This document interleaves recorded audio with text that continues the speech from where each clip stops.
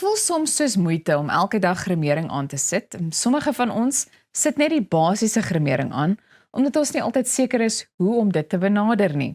Lorraine Olivier van Style and Makeup Effect kuier vandag weer by ons en sy deel 'n paar wenke oor hoe om sonder moeite jou gremering foutloos te laat lyk. En dan het ons natuurlik ook vir Michelle Howell hierso, wat vandag die model is. Baie welkom aan albei van julle. Dankie Elsa. Dankie Elsa. Ek is so opgewonde oor die gesprek, want ek dink ek gaan self 'n paar wenke kry.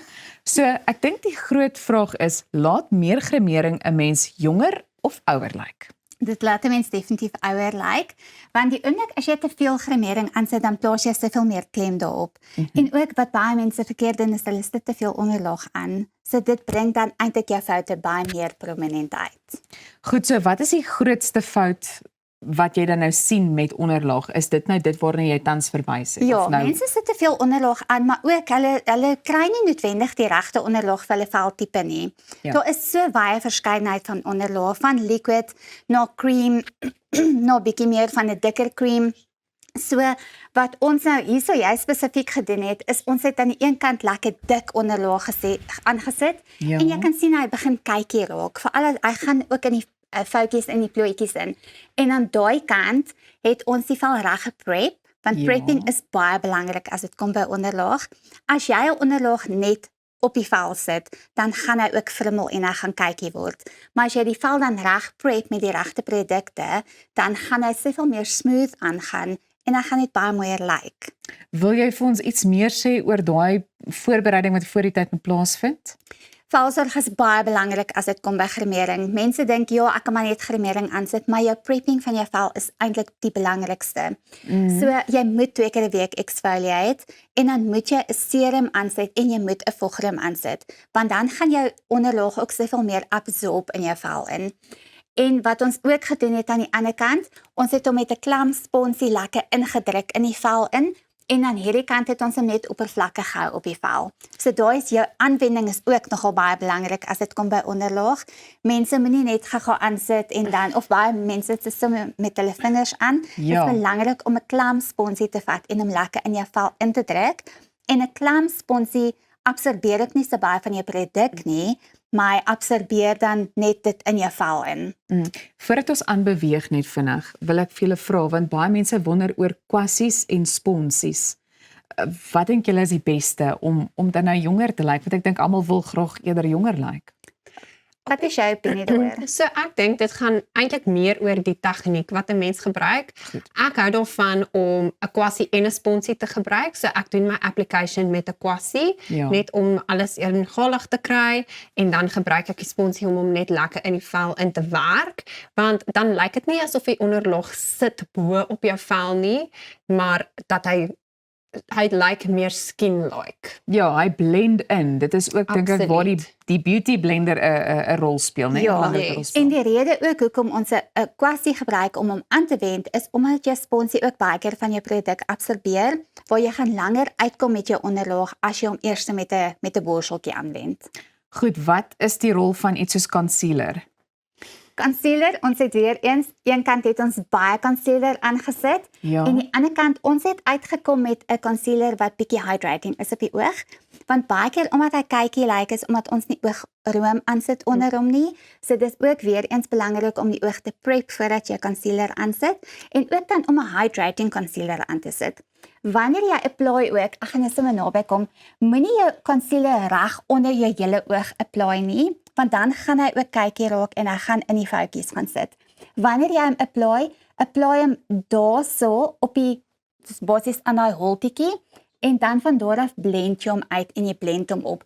Anders gaan al die concealer daar in jou hoekies gaan sit en hy gaan kykie raak. Dis dalk een van die foute wat ek nogal baie gereeld maak. Goed, hoe kan 'n mens iets soos wenkbroue gebruik om jou jonger te laat lyk? Wenkbrauwe is dus die belangrikste as dit kom by gremering. Ek dink as jy 'n lazy dag het, doen ten minste jou eyebrows. Ek is soos baie erg op brows.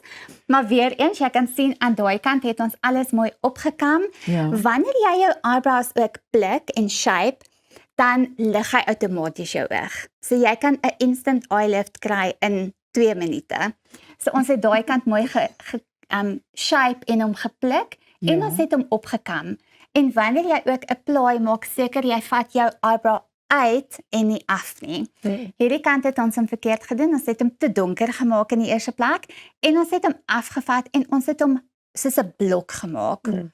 Waar daai kant het ons meer haarstrokes ingevul. So dis belangrik om jou haarstrokes ook in te vul in jou brows om 'n bietjie meer daai natuurlike effek te gee en om nie net soos 'n lyn te laat lyk nie. Ja, wat ek wou sê is vir my, eyebrows are the frame of the face. Definitely. So as jou brows nie reg lyk nie, dan jou hele make-up look gaan nie reg lyk nie. So vir my is brows eintlik, soos Lorraine gesê het, een van die belangrikste stappe in jou make-up routine.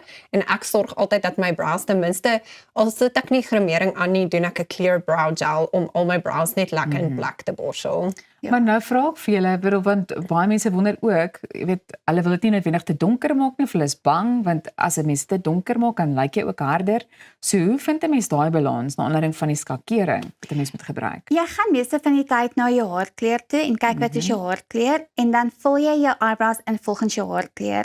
Matte het 'n amazing eyebrow cream wat ek en Michelle, ek dink dis een van ons favourite produkte in ons make-up kit.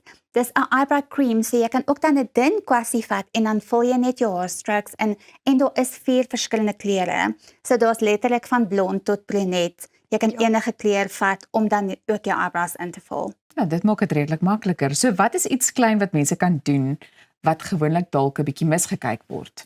Ek dink concealer, corrector. Ja. So ons correctors gebruik ons om dan jou beste features van jou gesig te enhance en ook om jou gesig weer eens op te lig.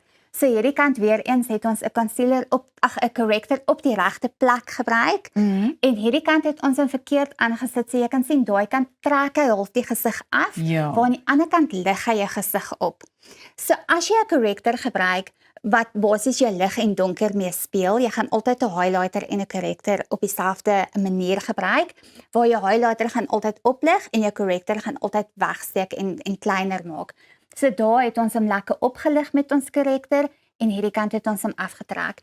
So die grootste fout wat mense maak is om nie hulle features in ag te neem nie.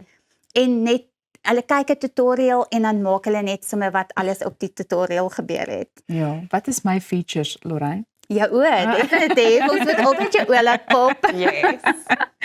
Luister, wat is die een goue reël wanneer dit by grimering kom? Ek wil gou vinnig by albei van julle hoor. Ons het so 'n minuut oor. Goue reël sal ek definitief sê jou features en dan prepping. Prepping is baie belangrik en hê produkte wat by jou veltipe pas. Yes, my goue reël is skin prep, want dit is jou foundation vir 'n flawless make-up application. So dit is altyd die eerste ding wat ek vir al my kliënte sê, prep jou vel ordentlik.